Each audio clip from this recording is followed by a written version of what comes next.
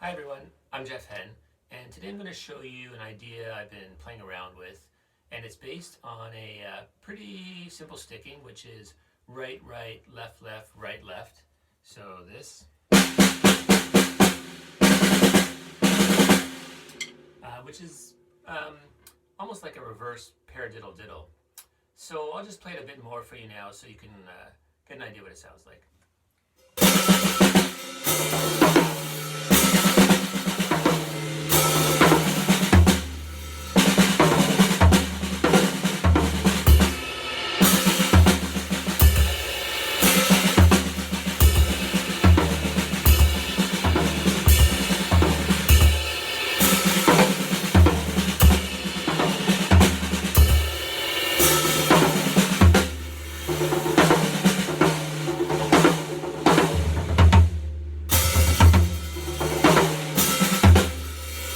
So the reason I like this particular sticking is because it's an easy way to pull out two quick accents and create some really fluid sounding fill or solo ideas.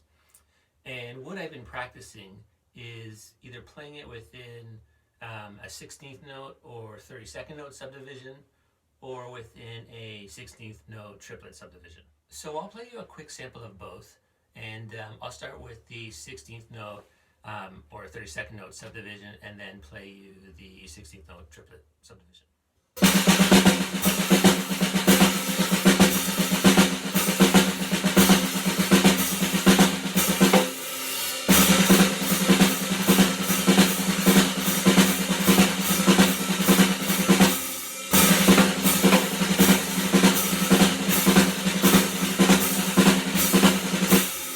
Okay, so I'm going to play the sticking pattern as some fills within the different subdivisions.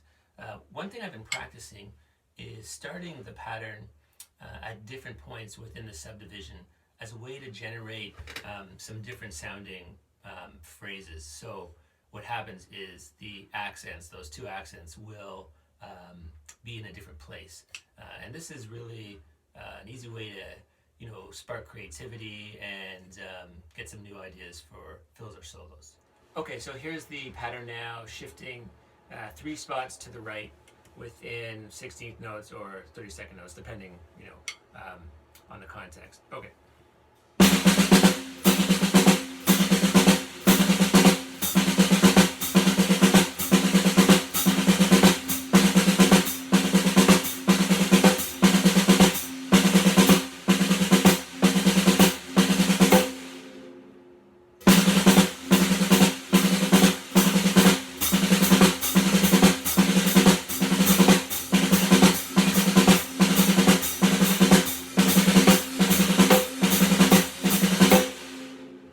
Okay, so now I'm going to play the same sticking pattern in 16th note triplets.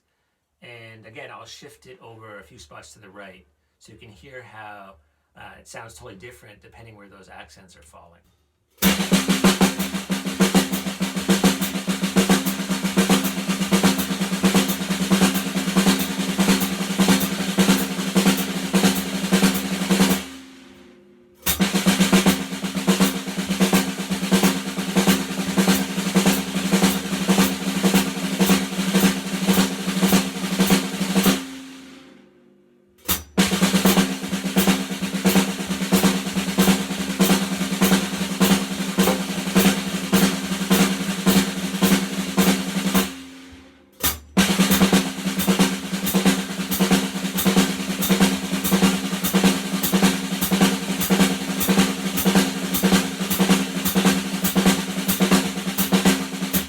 Okay, so now I'm going to play the sticking pattern within 16th note triplets and play within a groove. Okay? 1, 2, 3.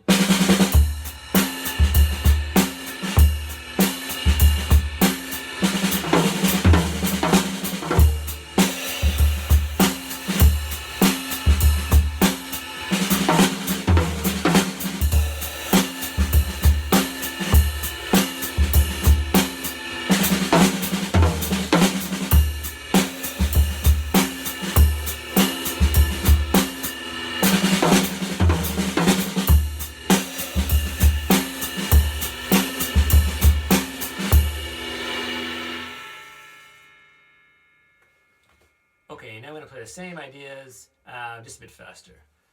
1, 2, 3.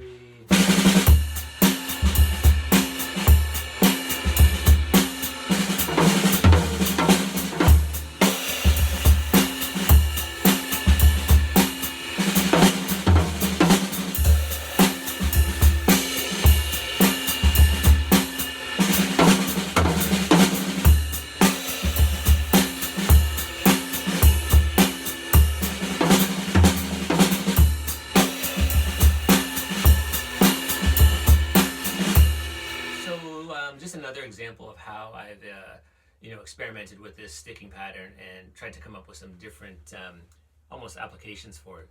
And one way is to maybe try it in a jazz context within a trade or something. So what you could do, or what I've found is kind of a nice way to use this, is to incorporate some rests and eventually start playing the pattern starting at different points, right? So I'm going to play a simple example of how you could use this.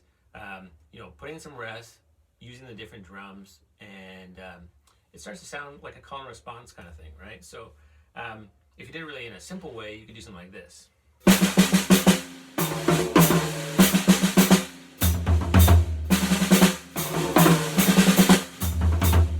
Right, so all I did there is there's a rest between the pattern, and I'm just moving it to a different drum.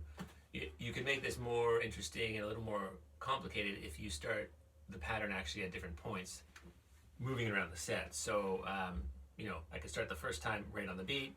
I could start it the second time, one note over to the right.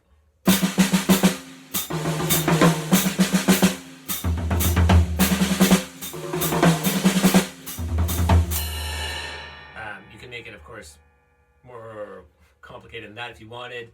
And I think it's probably a good thing to develop is to just be comfortable starting this phrase anywhere and have a bit of some parameters, like say 4 bars is your form, and being able to keep track, of course, where those 4 bars, the duration of it, and moving it around the set, right?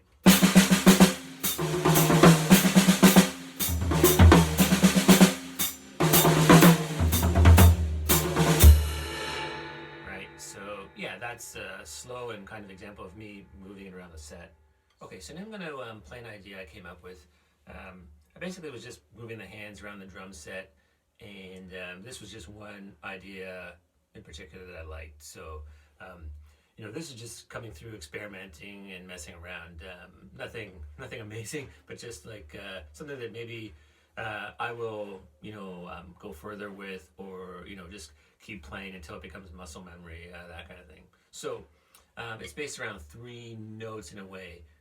So what I mean by that is I'm moving into 3 voices with the accents. So here it is slow. So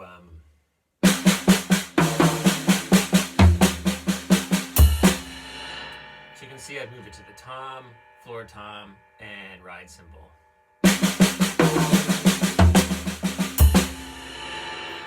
Now, if you loop this, it starts to sound kind of cool, or at least I think. So here it is.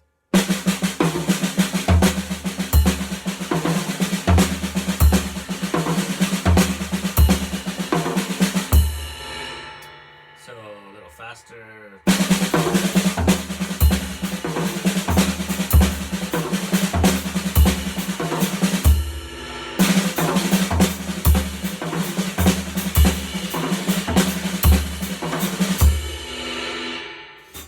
So another way I've been experimenting with this pattern and trying to be creative is to incorporate the bass drum.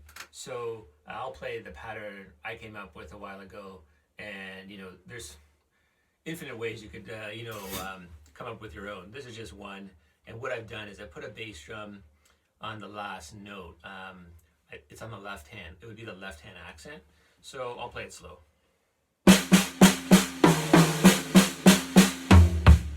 There it is. And I did obviously go to the tom on the first set of accents. So it's maybe a little bit more of it's a longer musical idea, rather than just go. It's a little more interesting, I think, to hear if you have an idea that's a little longer. Okay, so I'll play it now pretty slow and I'll loop it.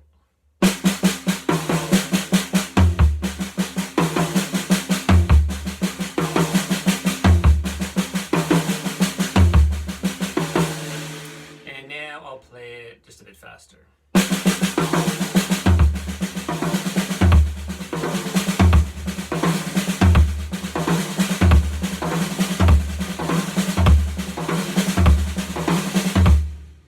This video, and hope that you feel inspired to mess around with this idea, get creative, and add to your bag of tricks.